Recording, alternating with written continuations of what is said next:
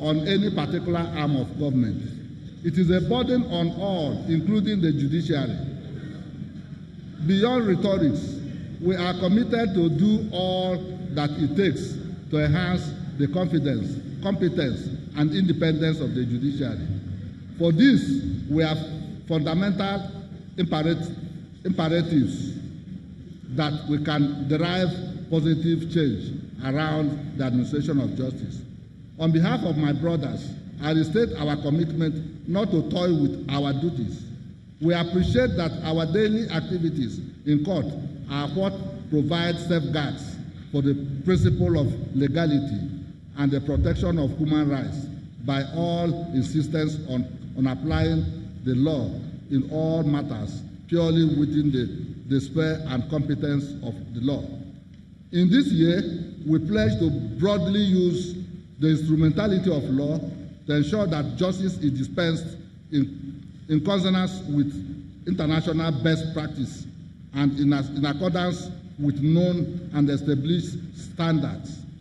In this wise, we are prepared to frontally deal with factors militating against the smooth administration of justice, such as lack of preparedness or any other source of inefficiency that prevents cases from proceeding timeously.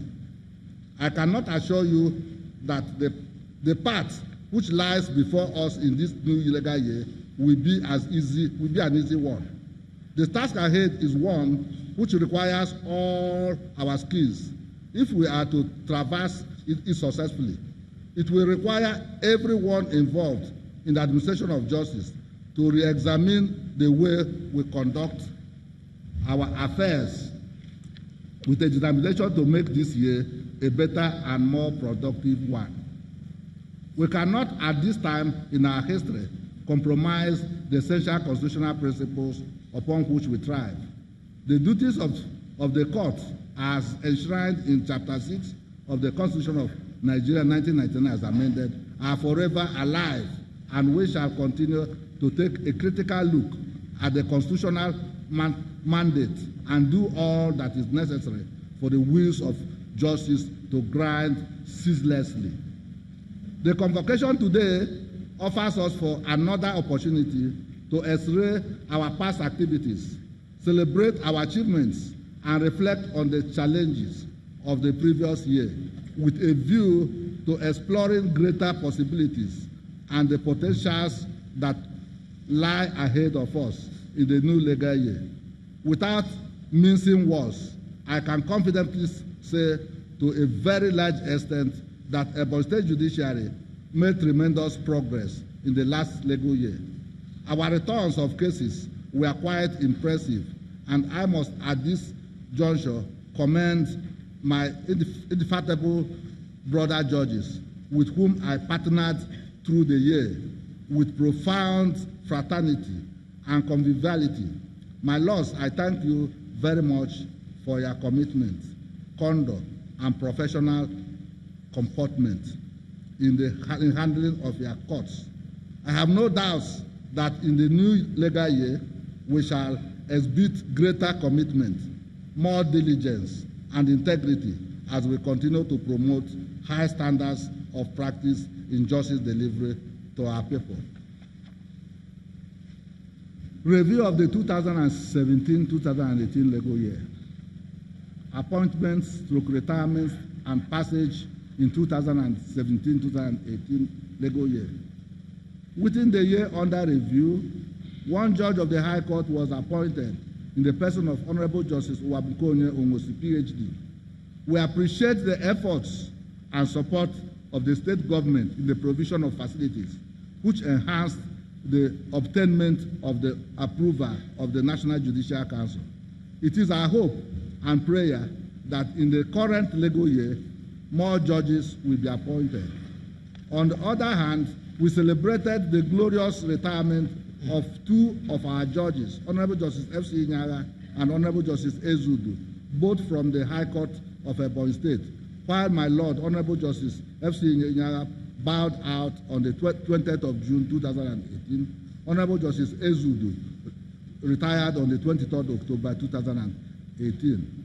We thank God for their lives and their contributions to the legal profession.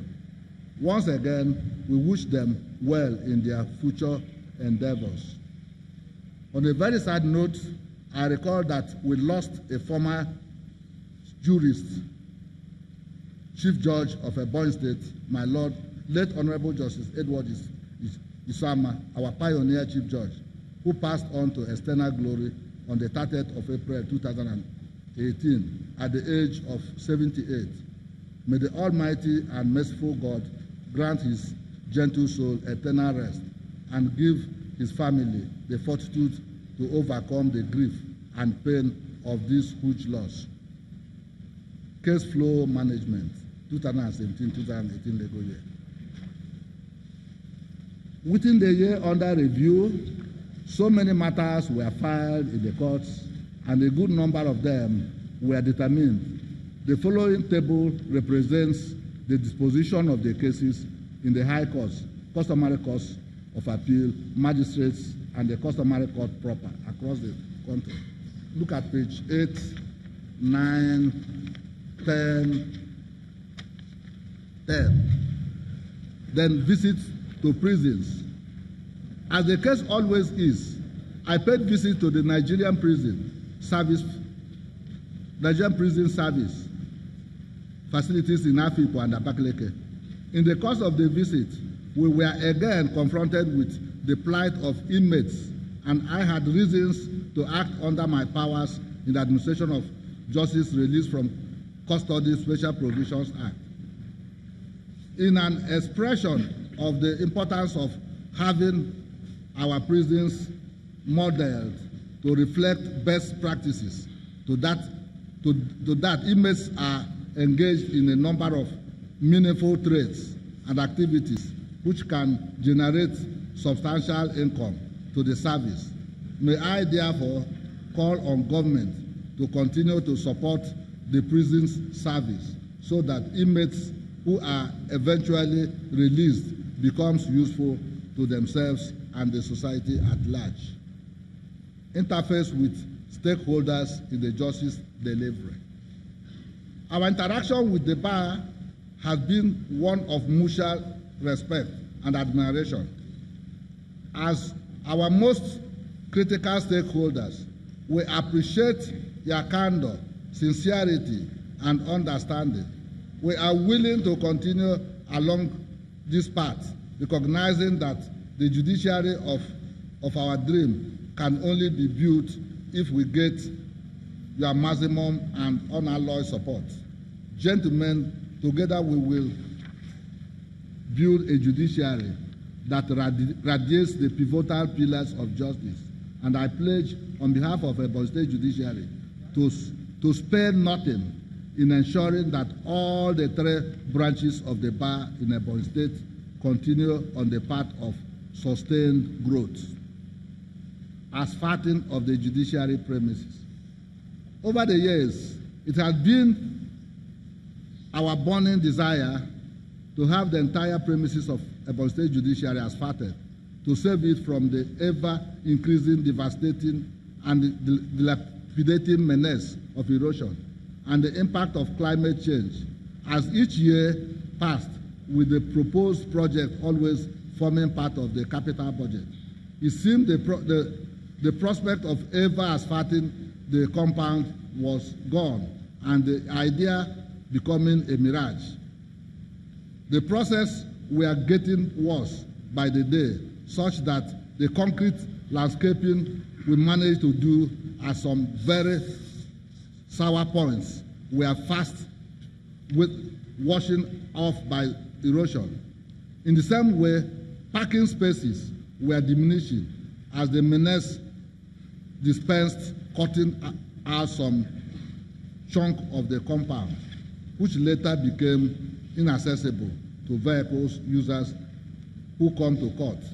Lawyers and members of the public who knew what this compound looked like before now all will appreciate our reason for celebrating the asphalting of judiciary premises by His Excellency, the Governor of Ebonyi State, Chief David Nweze Umahi. Today, our environment has become